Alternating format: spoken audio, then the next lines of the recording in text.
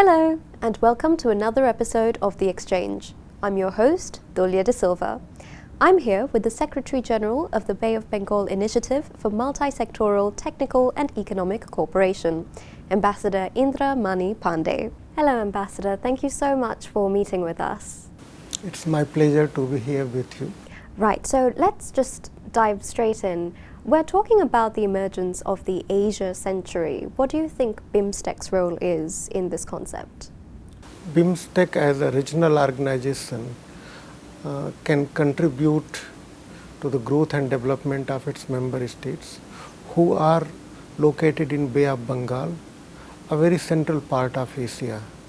So Asia, if we look at its different parts of Asia, West Asia, then South Asia, Southeast Asia and East Asia and beyond. So South Asia and Southeast Asia are very centrally located in Asia, and BIMSTEC brings these two regions together as a bridge between the two, because some of our members are from South Asia and some are from Southeast Asia. So BIMSTEC has an important role to play. When we speak about the Asian century, we have to also speak about possible threats to the Asian century. I believe that the World Economic Forum, that was also a point of contention there. What is your take? Is the Asian century actually under threat? In my own view, that's misplaced perception. It's already an Asian century, because if you look at the five big economic powers of the world, three of them are already located in Asia: China, India and Japan. And then we also have some other very important economic players like Indonesia, South Korea, Australia. So with so many countries which are growing together, the center of growth and development in the world is already in Asia, and it is going to expand in future. So in my own view, 21st century is already Asia's century, and there should be no doubt about that. How do you see Sri Lanka playing a role in this Asian century, and if you go more specific, within BIMSTEC? Well, Sri Lanka has been an important player. It's a very important player in the Indian Ocean region, and historically it has played a very important part in, if we see the development of Asian civilization. So it has an important role to play, and within BIMSTEC, Sri Lanka as a founding member has been playing very important role, and it's my belief that in future also it will continue to play a very important role. While we talk about the role of key economic players in Asia, every member of Asia has a contribution to make in Asia's growth and development. So in that sense, Sri Lanka will also make its big contribution in growth and development of South Asia region, Southeast Asia region and beyond that. So I see Sri Lanka's key role in this context. If we talk sector-wise, Ambassador, which sectors do you think Sri Lanka has a pivotal role to play? Sri Lanka certainly has a very important role to play in maritime connectivity and maritime cooperation. For example, it can play a very important role in maritime tourism, maritime transport. It can play a very important role in blue economy, and also since it's part of that civilizational heritage in BIMSTEC, it can play a very important role in cultural exchanges, in tourism which is based on culture and religious tradition. Sri Lanka will be very important part, for example, of our Buddhist circuits or circuits which will promote Hinduism linkages. Similarly, it has very high level of human resource, so it will play in the human resource development important role. So I think in all the sectors, every member state of BIMSTEC has an important role to play. the way BIMSTEC is structured, it gives opportunity for all the member states to contribute to development in all the sectors and to benefit also from development in those sectors. When we're speaking of benefiting from development and we're talking about interconnectivity and all of that, there has been some accusation almost that Sri Lanka is on the diplomatic back foot when it comes to these regional corporations or be it bilateral trade agreements. We did catch some flack for not being present at BRICS or at the recent Shanghai Cooperation Summit. So what's your take? Does Sri Lanka have to be more proactive when it comes to these things? I can only talk about the role of Sri Lanka in context of BIMSTEC, and I can assure you and your audience that in BIMSTEC, Sri Lanka has been playing very important role.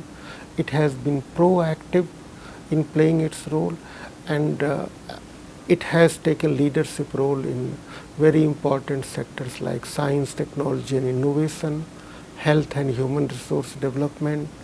So in that context, it has already played a very important role, and this role is going to expand in future. That is heartening to hear. If we go to a more wide-angle view for a minute, so we speak about de-dollarization that is gaining traction among, say, India recently expanded its rupee trade facilities. BRICS is talking about it. South Africa is very interested. Does BIMSTEC have any idea of going into de-dollarization or helping the member states with doing that? In context of BIMSTEC, we are looking at some aspects of cooperation among our member states in finance sector. So we are in the process of creating an expert group which will enable member states to exchange views on fiscal and monetary policies and to learn from one another's experience. There have also been proposals to look at the possibility of connecting the digital payment systems of our member states, and there have been also thoughts about whether we can look at opportunities for BIMSTEC member states settling their trade in the local currencies. In all these matters, these proposals are under consideration of the member states, and we'll see in what direction the regional cooperation goes in future. That's all at this stage I can say. Sure, thank you so much. I do also have another question. Our BIMSTEC member countries are going through quite a turbulent period. Sri Lanka went through massive economic and political upheaval. Nepal is going through the same thing. Almost every country in BIMSTEC is in treacherous waters almost at the moment. And there is some contention that these are external parties trying to exert their influence and topple democratically elected governments. How do you see maybe BIMSTEC's role in strengthening the geopolitical climate in a case where such accusations exist? And what's your take on this? I would like to just say that in spite of the political changes that you mentioned in our member states, they have remained committed to regional cooperation through BIMSTEC. Second aspect I would like to comment on that regional cooperation in whatever form it takes, it contributes to member states' growth and development, their prosperity, and then it also contributes to stability within member states. So BIMSTEC will contribute to what we call growth, development and prosperity of our member states, and also together to regional stability, regional peace and prosperity. So that is the goal of BIMSTEC, and all our member states are committed to that goal. Ambassador, you mentioned ports earlier. Sri Lanka is very interested in becoming a transshipment hub in Central Asia and maybe for the world. What's your take on this? How can Sri Lanka expand its influence, and how can we be more of a central player when it comes to the Indian Ocean region? So BIMSTEC has always accorded a very high priority to connectivity, which has multiple dimensions. So there is maritime connectivity, there is surface connectivity, land connectivity, and then also air connectivity. From Sri Lanka's perspective, maritime connectivity is very important, and we have made progress in maritime connectivity. At the 6th BIMSTEC summit, which was held in April this year in Bangkok, our member states signed agreement on maritime transport cooperation. Once it is ratified by all the member states, then it will contribute to enhancing shipping links between our member states, cooperation among the ports, simplification of the procedures at the ports for entry of the goods and services and people, and also it will enable ports to work together to help one another in capacity building or in other aspects of port development. Recently, India hosted the second edition of Ports Conclave in Visakhapatnam, and the port development authorities of all the member states were invited, and there was extensive discussion on how ports within BIMSTEC region can work together to facilitate more maritime transport, whether it's goods and services or of people, and also how to enhance the shipping links. And so Sri Lanka being a maritime power, a maritime country, certainly it has a very important role to play in every aspect of maritime cooperation.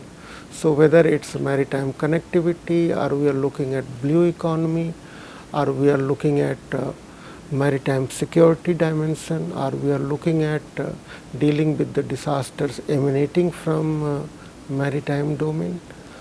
In every aspect of maritime cooperation, Sri Lanka will play the leading role, because it is a maritime power, and it will benefit from that cooperation too. Right. And how far along are we on these plans? When can we see them being ratified? Do we have a timeline? It depends on the member states, but out of 7, one member state has fully ratified it, other is taking it through the process of ratification in the parliament, and then secretariat is working very closely with all the other member states to make sure that the ratification process is completed soon. But I would like to let your audience know that even before the ratification process would be completed, we are engaged in negotiating the standard operating procedure for implementing the agreement, and we are in the process of setting up joint shipping committee that will bring together the shipping authorities of all the member states, so that they can start working together even before the agreement has fully entered into force. So there are opportunities to work together without waiting for the agreement to enter into force, and it will enter into force as soon as 4 member states have ratified. All right, thank you so much. That is a rather hopeful note to end this discussion on. Thank you so much, Ambassador, once again for agreeing to speak with us. Thank you so much for giving me this opportunity. I would like to convey through you to your audience that BIMSTEC is an important institution, very important platform, and it is poised to play a very important role in future in regional cooperation in our part of the world. We are going through a process of reform and revitalization, and our member states are committed to make BIMSTEC a successful institution, because they are all committed to regional cooperation. They all believe that regional cooperation will be in their interest, and that's why it should be pursued earnestly.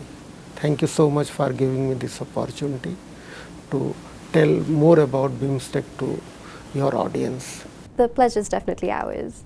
And thank you so much for our viewers for joining us on another episode of The Exchange. This is your host, Thulia De Silva, signing off.